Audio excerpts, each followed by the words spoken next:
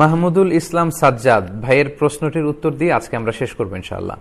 সাজ্জাদ লিখেছে, জামাতে সালাত আদায়ের ক্ষেত্রে 2 রাকাত কিংবা 3 রাকাত ছুটে গেলে পরবর্তী নামাজ আদায়ের নিয়ম বিস্তারিত বলবেন স্যার, অনেক উপকার হবে। আচ্ছা ঠিক আছে সাজ্জাদ, তোমার প্রশ্নটি উত্তর করবার মধ্য দিয়ে আজকে আমরা এই লাইভ প্রোগ্রামটি শেষ করব। সাজ্জাদ বলেছে যে জামাতে সালাত পড়তে যে আমরা যদি কেউ 1 রাকাত পাই বা 2 রাকাত পাই, বাকি সালাতটা আমরা কিভাবে পড়ব? খুব চমৎকার প্রশ্ন। এক্ষেত্রে আমি সহজ করে আপনাদেরকে বলি, আপনার যেই সালাতের যেই রাকাতগুলো আপনার ছুটে গিয়েছে, আরবিতে ফাউত বলে, ফাউত হয়েছে, আপনি যেটা আগে ছুটেছে সেটা আপনি আগে আদায় করবেন, যেই রাকাতটা পরে ছুটেছে সেটা আপনি পরে আদায় করবেন। উদাহরণস্বরূপ আমি আপনাকে বলি, যেমন এশার সালাতের আপনি শেষ 2 রাকাত পেয়েছেন, তো সেক্ষেত্রে আপনি ইমাম সাহেব যখন সালাম ফিরাবে আপনি দাঁড়িয়ে যাবেন। দাঁড়িয়ে গিয়ে আমরা জানি যে এশার সালাতের প্রথম 2 রাকাতের বৈশিষ্ট্য হচ্ছে সূরা ফাতিহার সাথে অন্য 2টি সূরা মিলানো, আর শেষ 2 রাকাতের বৈশিষ্ট্য হচ্ছে কেবলমাত্র শুধু সূরা ফাতিহা পড়া। তার মানে আপনি যদি ইমাম সাহেবের সাথে শেষের 2 রাকাত পান, তাহলে আপনি এমন 2 রাকাত পেয়েছেন যে 2 রাকাতে শুধুমাত্র সূরা ফাতিহা ছিল, ফাতিহার সাথে অন্য সূরা ছিল না। সেক্ষেত্রে আপনি বাকি 2 রাকাতের প্রতি রাকাতেই সূরাতুল ফাতিহার সাথে সূরা মিলিয়ে পড়বেন।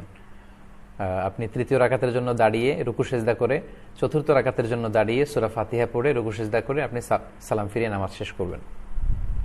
অনেকের সমস্যা বেঁধে যায়, যদি 1 রাকাত পাই, শেষের 1 রাকাত পাই, তাহলে আমরা কিভাবে আদায় করব? আপনারা একটু খেয়াল করে যদি শুনেন তাহলে বুঝবেন যে আমরা উদাহরণস্বরূপ বলতে পারি যে এশার সালাত ফরজ হচ্ছে 4 রাকাত। এশার সালাতের প্রথম ফরজ, এশার 4 রাকাত ফরজের প্রথম 2 রাকাতে সূরা ফাতিহার সাথে সূরা মিলাতে হয়, শেষের 2 রাকাতে শুধু সূরা ফাতিহা পড়তে হয়। তো কেউ যদি সেক্ষেত্রে শুধু 1 রাকাত ইমাম সাহেবের সাথে পায়, তিনি বাকি 3 রাকাত কিভাবে আদায় করবেন? তিনি যে 1 রাকাত ইমাম সাহেবের সাথে পেলেন, সে রাকাতটি ছিল শুধুমাত্র সূরা ফাতিহার রাকাত, তাই না? তো সেক্ষেত্রে তিনি ইমাম সাহেবের সাথে সালাম ফিরিয়ে দাঁড়াবেন। দাঁড়িয়ে তিনি কি শুরু করবেন? আচ্ছা, আমি প্রথমে এই প্রশ্নের উত্তর করতে যে প্রথমেই বলেছি যে আপনার যেই রাকাতটি প্রথমে ছুটেছে সেই রাকাতটি আগে আদায় করবেন।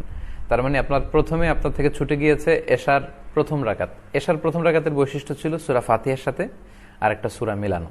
তাহলে আপনি সালাম ফিরিয়ে দাঁড়িয়ে সূরা ফাতিহার সাথে আরেকটা সূরা পড়ে আপনি রুকু সিজদা করে বসবেন। এর কারণ হচ্ছে আপনার তখন 2 রাকাত হয়েছে, আর প্রতি 2 রাকাতের পরেই কিন্তু তাশাহুদের জন্য বসতে হয়।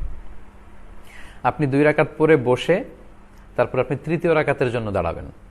এখন আপনি এশার 2য় রাকাতটা পড়বেন, কারণ আপনার প্রথম রাকাত পড়া হয়ে গিয়েছে, 2য় রাকাত বাকি। 2য় রাকাতের বৈশিষ্ট্য আমরা জানি যে সূরা ফাতিহার সাথে সূরা মিলাতে হয়। তো আপনি সূরা ফাতিহা এবং আরেকটি সূরা মিলিয়ে রুকু সিজদা করে আপনি 4র্থ রাকাতের জন্য দাঁড়াবেন। তখন আপনার শুধু 1টি রাকাত বাকি ছিল, সেটা হচ্ছে এশার 3য় রাকাতটা। আর এশার 3য় রাকাতের বৈশিষ্ট্য হচ্ছে শুধুমাত্র সূরা ফাতিহা পড়া। তো আপনার শেষ রাকাতে আপনি শুধুমাত্র সূরা ফাতিহা পড়ে আপনার যখন 4র্থ রাকাত পূর্ণ হলো, রুকু সিজদা করে সালাম ফিরিয়ে সালাত শেষ করবেন। আশা করি বুঝতে পেরেছেন। এক্ষেত্রে নিয়ম হচ্ছে যেই রাকাতটা আপনার আগে ছুটে যায় ওই রাকাতটা আপনি আগে পড়বেন, এবং ওই রাকাতের বৈশিষ্ট্য যেমন ছিল ঠিক তেমন ভাবে পড়লেই এই সালাতটি পরিপূর্ণ হয়ে যাবে ইনশাআল্লাহ। সম্মানিত সুধী, অনেক প্রশ্ন আপনারা করেছেন, অনেকে দোয়া চেয়েছেন। একজন ভাই জাতিসংঘের একটা কনফারেন্সে চান্স পেয়েছে, দোয়া চেয়েছে। আমি আন্তরিকভাবে ভাইকে কংগ্রাচুলেট জানাই এবং তার জন্য দোয়া করি। অনেকের ফ্যামিলির জন্য দোয়া চেয়েছেন, তাদের জন্য আমরা দোয়া করি। অনেকে অসুস্থ, তারা দোয়া চেয়েছেন। অনেকের আব্বা আম্মা হজে গিয়েছে, দোয়া চেয়েছেন। অনেকে এইচএসসি পরীক্ষায় ভালো রেজাল্ট করেছে, দোয়া চেয়েছেন। আমি তাদের জন্য দোয়া করি।